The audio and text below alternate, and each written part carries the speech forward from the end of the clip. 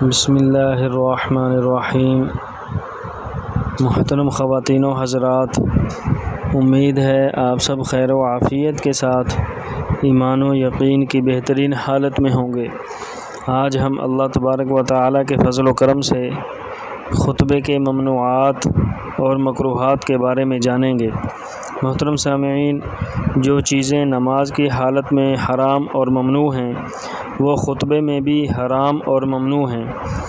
جب امام خطبے کے لیے کھڑا ہو اس وقت سے کھانا، پینا، کلام کرنا، تسبیح وغیرہ پڑھنا، سلام کرنا، سلام اور چھینک کا جواب دینا وغیرہ سب امور منع اور حرام ہیں۔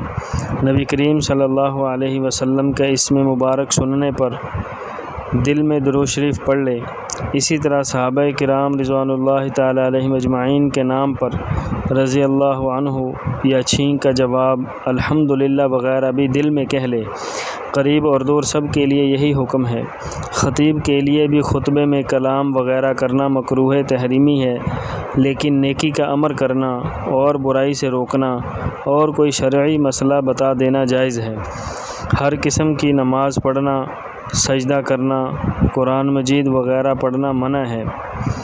اگر کسی نے خطبہ شروع ہونے سے پہلے سنت مؤکدہ قبل جمعہ شروع کی ہوئی ہے تو راجح یہ ہے کہ وہ خطبہ شروع ہونے پر بھی پڑھتا رہے اور اس کو پورا کر لے۔ اول سے آخر تک خطبہ سننا حاضرین پر واجب ہے۔ امام سے قریب ہونا دور ہونے کی بنسبت افضل ہے، لیکن قریب ہونے کے لیے خطبہ شروع ہونے پر لوگوں کی گردنیں پھلانگ کر جانا مکروہ تحریمی ہے۔ خطبہ شروع ہونے سے پہلے اگر آگے جگہ ہو تو اس طرح جانا جائز ہے۔ خطیب کے دعا کرتے وقت سامعین کا ہاتھ اٹھانا اور زبان سے آمین کہنا جائز نہیں ہے۔ ایسا کریں گے تو گناہ گار ہوں گے۔ بغیر ہاتھ اٹھائے دل میں دعا مانگنا جائز ہے۔ خطبے میں درود شریف پڑھتے وقت خطیب کا دائیں بائیں منہ کرنا بدعت ہے اور اس کا ترک لازمی ہے۔ رمضان المبارک کے آخری جمعہ کے خطبے میں وداع اور فراق کے مضامین پڑھنا حضرت صلی اللہ علیہ وسلم اور اصحابہ کرام رضوان اللہ علیہم اجمعین اور سلف صالحین سے ثابت نہیں ہے۔ اگرچہ فی نفسہ ہی مباح ہے، لیکن اس کے پڑھنے کو ضروری سمجھنا اور نہ پڑھنے والے کو مطعون کرنا برا ہے۔ اور بھی کئی برائیاں ہیں۔ ان خرابیوں کی وجہ سے ان کلمات کا ترک لازمی ہے تاکہ ان خرابیوں کی اصلاح ہو جائے۔ جب خطیب خطبے کے لیے ممبر پر کھڑا ہو تو لوگوں کو سلام نہ کرے، یہی راجح ہے۔ خطبے کی سنتوں کے خلاف کرنا مکروہ ہے۔